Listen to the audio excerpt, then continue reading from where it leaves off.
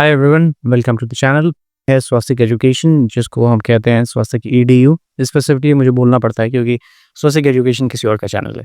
तो यस तो ये मैं वीडियो बना रहा हूँ उनके लिए जो इस बार अटेम्प्ट नहीं देना चाह रहे हैं यूपीएससी का, जो इस टाइम पे ऐसा फील कर रहे हैं, एंग्शियस फील कर रहे हैं, उनको डर लग रहा है कि इस बार उनकी पूरी तैयारी नहीं है, तो उनको अटेम्प्ट देना चाहिए या नहीं देना चाहिए। क्योंकि मैंने इस एग्ज़ाम को 2 दफ़ा दिया हुआ है, तो मुझे पता है कि लोग कैसा फ़ील करते हैं और क्या-क्या चीज़ें होती हैं जिनसे वो गुज़रते हैं। तो मैं सजेशंस दे रहा हूँ, वो बहुत पर्सनल सजेशंस मैं दूँगा, ठीक है? और जो मुझे पता है इस एग्ज़ाम के बारे में, मैं वही बताऊँगा। मैं अपने एक्सपीरियंसेस प्लस मैं अपने दोस्तों के एक्सपीरियंसेस को भी एक साथ ला के आपको ये चीज़ें दे रहा हूँ। यानी it's a mixture of all those things जो कि मैंने बनाई है। So it's a cocktail of all those things और मैं आपको प्रेज़ेंट कर रहा हूँ।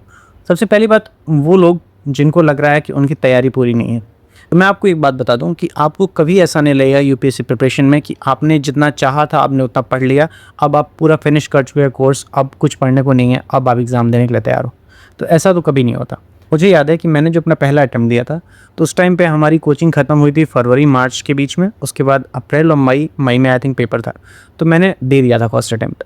मैंने ये नहीं सोचा कि इतना मुझे पढ़ना है, इतना मुझे रिवाइज़ करना है, जितना हो सकता था मैंने करके मैंने दे दिया फर्स्ट अटैम्प्ट। लेकिन कुछ ऐसे भी लोग होंगे जिनकी उम्र अभी बहुत कम है, ठीक है, मान लीजिए 22-24 ऐसे कुछ होंगे, के पास ये लग्जरी है, मुझे लगता है कि वो चाहें तो इस साल अटेम्प्ट स्किप कर सकते हैं। लेकिन अगर आप, क्योंकि मैं इस एग्ज़ाम में बहुत लेट आया था, तो मेरे पास ये था कि मैं अगर हर साल भी एग्ज़ाम दूंगा तब भी मेरे 6 के 6 अटेम्प्ट्स नहीं पूरे हो पाएंगे। तो अगर आपके पास ये लग्जरी है, अगर आपको ऐसा लगता है कि आपकी उम्र कम है और आपके फैमिली कंडीशंस ऐसी हैं, यानी कि आपको सपोर्ट पूरा मिल रहा है प्रॉपर अपने फ्रेंड्स का, अपने लोगों का, तो आप ये कोशिश कर सकते हैं कि इस बार अगर आपको ऐसा फ़ील नहीं हो रहा है, तो मैं बिल्कुल प्रेशराइज़ नहीं करूँगा कि आप ये अटेम्प्ट दें। दूसरी बात, ऐसे कुछ लोग होंगे जो 1-2 अटेम्प्ट दे चुके हैं, उसके बाद उनको लग रहा है कि अभी इस साल उनकी तैयारी अच्छी नहीं है और वो स्किप करना चाह रहे हैं एक अटेम्प्ट। क्योंकि लगातार पेपर देने से भी कभी-कभी ये होता है कि मान लीजिए आप देते जा रहे हैं और आपका प्रीलिम्स ही नहीं क्लियर हो रहा है, तो ये एक बर्डन बनता जाता है आपके ऊपर। आपके ऊपर एक सामाजिक दबाव भी होता है, प्लस आप वो कम आँकना शुरू कर देते हो कि यार हर साल मैं दे रहा हूँ पेपर, लेकिन क्लियर नहीं हो रहा मुझसे। तो ये भी एक चीज़ होती है। तो मैं एक एग्ज़ाम्पल दूँगा कि हमारे राउज़ आईएएस में एक लड़की थी जिनका रैंक 400 कुछ था इस साल। तो उन्होंने क्या किया कि शुरू के कुछ अटेम्प्ट्स उन्होंने दिए, 3 या 4 अटेम्प्ट्स दिए, उसके बाद उन्होंने छोड़ दिया। उसके बाद वो राउज़ में आके पढ़ाने लगी। उसके 1-2 साल के गैप के बाद उन्होंने फिर अटेम्प्ट दिया और उस टाइम पे उनका क्लियर हो गया। तो ऐसा भी मैंने देखा है कि लोगों ने पहले कुछ अटेम्प्ट्स दिए हैं, उसके बाद कुछ गैप लिया है, उसके बाद जाके उन्होंने पेपर क्लियर किया है। तो ये भी पॉसिबल है, ये भी आप कर सकते हो अगर आपको ये फिट बैठता है तो।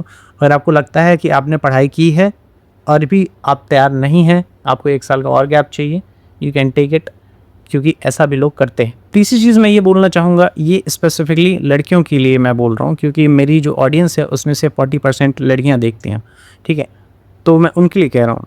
लड़कों के पास एक चीज़ का एडवांटेज होता है कि लड़के ये पेपर, मतलब अगर आपके पास एज लिमिट जो यहाँ पे है 32 ईयर्स की, तो जनरल की 32 ईयर्स है, तो आप 32 ईयर्स तक जा सकते हो। लेकिन आई डोंट थिंक कि लड़कियों के पास वो एडवांटेज है। लड़की गैप लेंगी तो फिर 1 साल का गैप हो जाएगा, उनकी उम्र भी बढ़ रही है, तो और भी सारी चीज़ें हैं, ठीक है?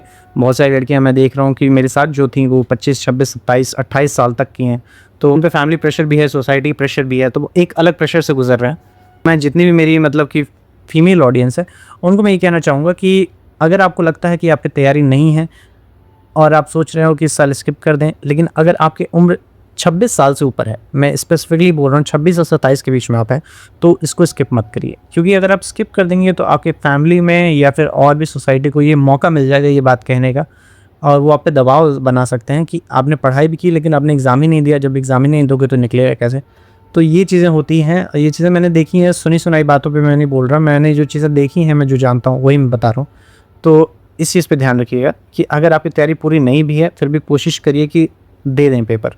क्योंकि अगर आप पेपर देते रहोगे, एक फ्लो में रहोगे, तो कोई इतना ज़्यादा आप पे प्रेशर नहीं बनेगा। अगर आप स्किप कर दोगे और फिर वो ज़्यादा प्रेशर बन जाएगा। तो ये 3 सजेशंस थे मेरे। तो अब कुछ ही दिन बचे हैं, महीने भर का समय बचा है, तो इस टाइम पे जस्ट रिवाइज़ और जो चीज़ें नहीं पढ़ पाए हैं अब तक उसको रहने दीजिए। सीसाइड पे ज़रूर फोकस करिए।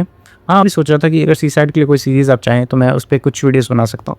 तो अगर आपको चाहिए तो आप प्लीज़ कमेंट कर दीजिएगा, मैं उस पे कोशिश करूँगा। नंबर सिस्टम पे कोई भी टॉपिक, आप टॉपिक भी बता सकते हैं मेरे।